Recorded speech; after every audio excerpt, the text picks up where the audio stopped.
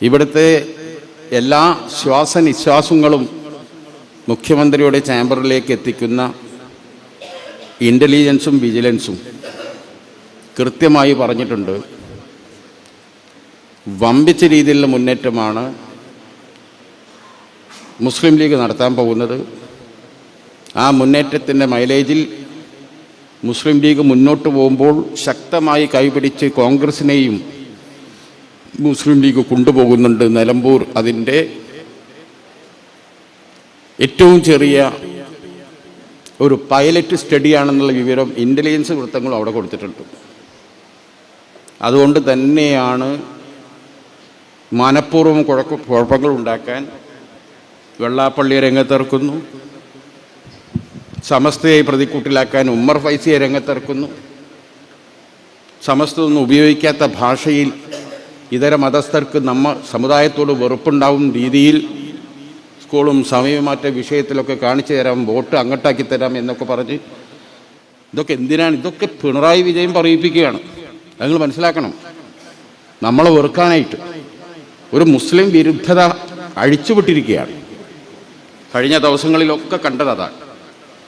ഇതിൻ്റെ ലക്ഷണങ്ങൾ വളരെ നേരത്തെ തന്നെ നമ്മൾ കണ്ടതാണ്. പ്രിയ എല്ലാവരോടും പറയുന്നു ഞാൻ,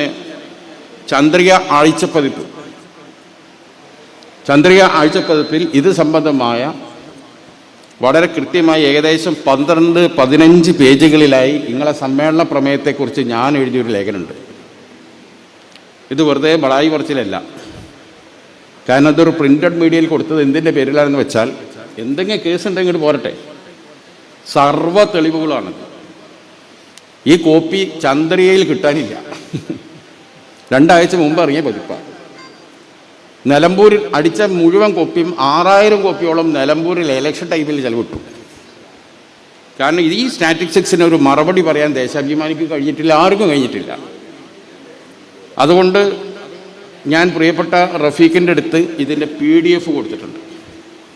നിങ്ങളെ സമ്മേളന പ്രമേയം ഇതായതുകൊണ്ടാണ് ഞാൻ റഫീഖിൻ്റെ അടുത്ത് ആ PDF കൊടുത്തിട്ട് ഇത് ലഘുലേഖയായി എല്ലാ മുസ്ലിം ഭവനങ്ങളിൽ എത്തിച്ചാൽ ഒരു സംശയം എനിക്ക് വേണ്ട. നമ്മൾ പറയുന്നത് എത്രമാത്രം കൃത്യമാണ് എന്ന് ജനങ്ങൾക്ക് ബോധ്യം. 1-2 സംഭവങ്ങളല്ല, കൊടിഞ്ഞി ഫൈസൽ തൊട്ട് റിയാസ് മൗലി തൊട്ട് ഒരുപാട് കുട്ടികളെ കഥ. ഇവിടുത്തെ പോലീസും BJPയും തമ്മിലുള്ള ആഴത്തിലുള്ള ബന്ധം, അതൊക്കെ എഴുതുക എന്ന് പറഞ്ഞാൽ ഉത്തരവാദിത്വം ഏറ്റെടുത്ത് എഴുതിയതാണ്. ഈ സംസ്ഥാനത്തെ ഉന്നത പോലീസ് മേധാവികൾക്ക് ഇവരുമായുള്ള ബന്ധം എന്താണെന്ന് കൃത്യമായി ഇതിൽ പറയുന്നുണ്ട്. ഇതൊന്നും ശരിയല്ലെങ്കിൽ ഇന്ന പോലെ വെറുതെ വിടുമോ? ഓരോ ചർച്ച കഴിയുമ്പോൾ എന്നെ കൂടി വിളിക്കും. എലത്തൂർ സ്ഫോടനത്തിൻ്റെ അന്ന് ഇവിടുത്തെ ADGPക്ക്, ക്രമസമാധാന ചുമതല ADGPക്ക് RSSുമായിട്ടാണ് ബന്ധം. RSS എന്താണോ എഴുതി കൊടുക്കുന്നത്, എന്താണ് നിർദ്ദേശിക്കുന്നത്, അതാണ് അയാൾ ചെയ്യുന്നത്, അതാണ് അയാൾ പറയുന്നത്. പ്രത്യേകിച്ച് എലത്തൂർ സ്ഫോടനം എന്ന് പറഞ്ഞെങ്കിൽ മനസ്സിലാക്കണം, ഉത്തർപ്രദേശിൽ നിന്ന് ഒരു ചെറുപ്പക്കാരനായ വളരെ സാത്വികനായ ഒരു കുട്ടിയെ, ഒരു ആശാരിപ്പണിക്കാരൻ, തൻ്റെ ആശാരിപ്പണി ഉണ്ടല്ലോ, കരകൗശല വസ്തുക്കൾ ഉണ്ടാക്കുക, ഇതൊക്കെ യൂട്യൂബിലിടുന്നതാണ് ഈ കുട്ടീൻ്റെ പണി. ഈ കുട്ടിയെക്കുറിച്ച് അന്വേഷിക്കാൻ എല്ലാവരും പോയി അവിടെ ഷഹീൻ ബാഗിൽ. ആ കുട്ടീൻ്റെ കൂടെ പഠിക്കുന്ന ഇതര മതസ്ഥരായ കുട്ടികളെ പോയി കണ്ടു. സൽസ്വഭാവിയായ കുട്ടി, ദീനിയായ കുട്ടി, വളരെ കുറച്ച് മാത്രമേ സംസാരിക്കുള്ളൂ. പിതാവിനോടൊപ്പം ഒരു ആശാരിപ്പീടിയുണ്ട്, അവിടെ പോയി ആശാരിപ്പണി, ചിപ്പിളിക്കുന്തല പണി കൃത്യമായി തിരിച്ചെത്തും. ഈ കുട്ടിനെ ഒരു ദിവസം കാണാനില്ല, വൈകും വരെ നോക്കിയിട്ടും കാണാനില്ല. ആശാരിപ്പീടിയൊക്കെ പോകുമ്പോൾ ഉച്ചക്കുള്ള ഭക്ഷണം ഉമ്മ പൊതിഞ്ഞു കൊടുക്കും. ആ പൊതിയുമായിട്ട്, ഭക്ഷണ പൊതിയുമായിട്ടാണ് ഈ കുട്ടി പോയത്. ഈ കുട്ടി കേരളത്തിലേക്ക് വരാൻ പരിപാടി ഉണ്ടെങ്കിൽ ഉമ്മാൻ്റെ അടുത്ത് ഈ ഭക്ഷണം വാങ്ങേണ്ട ആവശ്യമുണ്ടോ? ഈ കുട്ടിയെ കിഡ്നാപ്പ് ചെയ്തു, എന്നിട്ട് ഇവിടെ എത്തിച്ചു. പിന്നെ ട്രെയിനിൽ എന്തൊക്കെ സംഭവിക്കുന്നു? ട്രെയിനിൽ കുട്ടി കയറുന്നു, കുട്ടീൻ്റെ കയ്യിൽ നിന്ന് പെട്രോളിൻ്റെ ചെറിയ ബോട്ടിൽ കാണുന്നു, അത് വെച്ച് ട്രെയിൻ കത്തിക്കാൻ കുട്ടി ശ്രമിക്കുന്നു. ആകെ വെപ്രാളമായി, ബഹളമായി. ഇതിനിടയിൽ 2 സ്ത്രീയും ഒരു കുഞ്ഞും ട്രെയിനിൽ നിന്ന് തെറിച്ചു വീഴുന്നു. ആരോ ചങ്ങല വലിക്കുന്നു. കുറേ 100-300 മീറ്റർ ദൂരെ പോയി വണ്ടി നിൽക്കുന്നു. ആ ബോഡി 3 എണ്ണം എപ്പോഴാണ് ജീവൻ പോയതെന്ന് അറിയില്ല. പോസ്റ്റ്മോർട്ടത്തിൽ പറയുന്നത്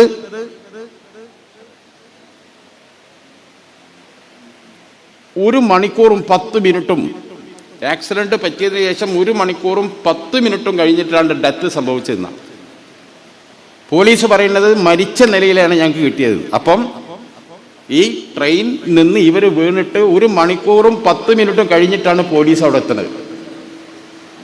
ആ ഡിലേ പോലും എന്താണ്, നിങ്ങൾ പഠിക്കണം. അന്ന് നടന്ന ചർച്ചയിൽ ഞാൻ ചോദിച്ചു, വന്ന ഇരയെക്കുറിച്ച്, ഈ പ്രതിയെക്കുറിച്ച്, പ്രതിയുടെ സമുദായം നിങ്ങൾ എണ്ണുന്നു. ദാരുണമായി മരണപ്പെട്ട 3 ജീവനുകളുടെ മതം താങ്കൾ എഴുതാത്തത്. ഞാൻ അന്ന് ചോദിച്ചതാ. മരണപ്പെടുന്നവന്റെ മതം നിങ്ങൾക്ക് തികയുണ്ട്. അന്ന് വത്സൻ തില്ലങ്കേരി പിറ്റേ ദിവസം 10:40 അവിടെ എത്തുന്നു. വത്സൻ തില്ലങ്കേരിക്ക് എന്ത് കാര്യം? എരത്തൂരിൽ ട്രെയിൻ സ്ഫോടനം ഉണ്ടായാൽ റെയിൽവേന്റെ സഹമന്ത്രിമാരോ മന്ത്രിമാരോ ഉദ്യോഗസ്ഥന്മാരോ സ്ഥല MLA-മാരോ MP-മാരൊക്കെ വരും. ആരാണ് ഈ വത്സൻ തില്ലങ്കേരി? അയാൾ എന്തിനു വരുന്നു? RSSന്റെ ഒരുപറ്റ നേതാക്കളെ കൂട്ടി അവിടെ. അന്ന് മരണപ്പെട്ടത് RSS ആണെന്ന് തിരക്കിടില്ല. അങ്ങനെ RSSുമായുള്ള ഒരു ക്ലാഷ് അവർക്ക് അവിടെ ഒന്നുമില്ല. എന്തിന് RSS എത്തുന്നു? ഒരു പാക്കേജാണ്. അയാൾ പറയുന്നു ഈ പ്രതി നേരെ അതേ ട്രെയിനിൽ യാത്ര പോവുകയാണ്. രത്നഗിരി വെച്ച് പിടിക്കുന്നു. മഹാരാഷ്ട്ര ATS പിടിച്ചു എന്നാ പറയുന്നത്. അതൊക്കെ ഇതിൽ വളരെ കൃത്യമായി പറയുന്നുണ്ട്, സമയം നേരം ഒക്കെ. ഇയാൾ പറയുന്നത് പ്രതി വരുന്നത് ഷഹീൻ ബാഗിൽ നിന്നാണ്. അത് വത്സൻ തില്ലങ്കേരി പറയാ. ഷഹീൻ ബാഗ് എന്താണെന്ന് നിങ്ങൾക്കറിയാമല്ലോ. ഭീകരവാദികളെ വിരിയിപ്പിക്കുന്ന ഇന്ത്യയിൽ ഏറ്റവും വലിയ ഹാച്ചറി പ്രവർത്തിക്കുന്ന സ്ഥലമാണ് ഷഹീൻ ബാഗ്. ഷഹീൻ ബാഗിൽ ഇന്ന് വരെ ഒരു ഭീകരവാദിയോ തീവ്രവാദിയോ എന്തെങ്കിലും ഒരു കേസ് അവിടെ ഉണ്ടായിട്ടുണ്ടോ? എന്തെങ്കിലും സംഭവം അവിടെ ആകെ ഉണ്ടായത് ഒക്കെയാണ്. അവിടെ ആകെ ഉണ്ടായത് പൗരത്വ സമരവുമായി ബന്ധപ്പെട്ട് സ്ത്രീകൾ നടത്തിയ ലോകപ്രസിദ്ധമായ ഒരു സമര സത്വരം. അതാണ് ഷഹീൻ ബാഗ്. ആ പൗരത്വ സമരം നടന്നു എന്ന ഒരൊറ്റ കാരണത്താൽ ആ നാട് ഭീകരരെ ഉൽപ്പാദിപ്പിക്കുന്ന, അടവിച്ച് വിരിയിക്കുന്ന ഹാച്ചറിയാണ് ആ നാട് എന്ന് വത്സൻ തില്ലങ്കേരി പറയുന്നു. പറഞ്ഞ് വത്സൻ തില്ലങ്കേരി പോയി അരമണിക്കൂറിനുള്ളിൽ ADGP അജിത് കുമാർ പത്രക്കാരെ കാണുന്നു. പത്രക്കാർ ചോദിക്കുന്നു, പ്രതിയെ പിടിച്ചോ? പിടിച്ചു. പ്രതിയോ? കുറ്റം സമ്മതിച്ചു. 2 കാരണങ്ങളാണ് പറഞ്ഞത്. ഇതിന്റെ മോട്ടീവ് എന്താണ് അറിയാമോ? 2 കാര്യങ്ങളാണ് അയാൾ പറഞ്ഞത്. ഒന്ന്, ഇയാൾ വരുന്ന സ്ഥലം ഏതാണെന്ന് നിങ്ങൾക്കറിയില്ലേ? അതാണ് അരമണിക്കൂർ മുമ്പ് ആര് പറഞ്ഞത്? വത്സൻ തില്ലങ്കേരി. രണ്ടാമത്തത്, ഇയാൾ ഫോളോ ചെയ്യുന്നത് റാഡിക്കൽ മുസ്ലിങ്ങളെയാണ്, സാക്കിർ നായിക്കിനാണ്. എൻ്റെ ഫേസ്ബുക്കിൽ എനിക്ക് ഏകദേശം ഒരു 38,000 ഫോളോവേഴ്സ് ഉണ്ട്. എനിക്ക് പറഞ്ഞിട്ട് എന്ത് ബന്ധമുള്ളത്?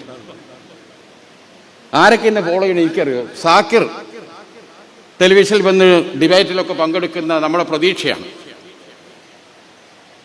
സാക്കിറിൻ്റെ ഫേസ്ബുക്ക് ജീവകാരുണ്യ മേഖലയിൽ കുറഞ്ഞ വർഷം കൊണ്ട് കേരളത്തിലെ ഏറ്റവും വലിയൊരു കാരുണ്യ സ്ഥാപനമായി ഉയർത്തിയ നമ്മുടെ പ്രിയപ്പെട്ട നേതാവ് ജബ്ബാറാജി ഇവിടെ ഉണ്ട്. അദ്ദേഹത്തിന് എത്ര ഫോളോവേഴ്സ് ഉണ്ട്? ഇവിടെ ഒത്തിരി നേതാക്കളുണ്ട്. നമുക്കറിയാം നമ്മൾ ഫോളോ ചെയ്യുന്ന ആരാണ്. ഞാൻ ഇന്ന് വരെ എന്നെ ഫോളോ ചെയ്യുന്ന ആരാന്ന് തെരഞ്ഞു പോയിട്ടേ ഇല്ല. കഴിയോ? ഈ സാക്കിർ നായിക്കിന്റെ ഫോളോ ചെയ്യേണ്ട ഈ വിദ്വാൻ പറയുന്ന കാരണങ്ങളാണിതൊക്കെ. എവിടെ പോയി ഈ കുട്ടിപ്പോ? ഈ കുട്ടിയെ കൊണ്ടുവരുന്ന രംഗം ചിത്രീകരിച്ച മാതൃഭൂമി, ആ മാതൃഭൂമിയിൽ ആ ന്യൂസ് വന്നതിന്റെ അടിസ്ഥാനത്തിൽ മാതൃഭൂമിയുടെ ലേഖകന്മാർക്ക് അതിന് അവസരം ഒരുക്കിയത് ഇദ്ദേഹത്തിന് അതേ റാങ്കിലുള്ള ADGP റാങ്കിൽ ഇരിക്കുന്ന IPS വിജയനാണെന്ന് ആരോപിച്ച് IPS വിജയനെ സസ്പെൻഡ് ചെയ്യിപ്പിച്ചു അജിത് കുമാർ. വലിയ പോരാട്ടം നടത്തിയിട്ടാണ് IPS വിജയൻ തിരിച്ചു വന്നത്.